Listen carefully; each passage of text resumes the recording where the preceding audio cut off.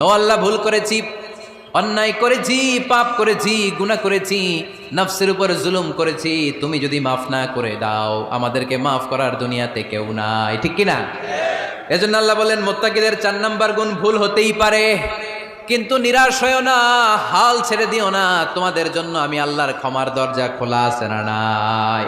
24 ঘন্টা খোলা। সকালে ভুল করছেন, মাফ চাইবেন কার কাছে? দুপুরে ভুল হয়েছে, মাফ চাবেন কার কাছে? রাতে ভুল হয়েছে, মাফ চাবেন কার কাছে? কারণ মুমিন বান্দারা জানে, ওমাই ইয়াগফিরুয যুনুবা ইল্লাল্লাহ। মুত্তাকিনরা জানে আল্লাহ ছাড়া গুনাহ ক্ষমা করার কেউ নাই। তাই গুনাহ হলে, পাপ হলে আমরা ক্ষমা চাই কার কাছে?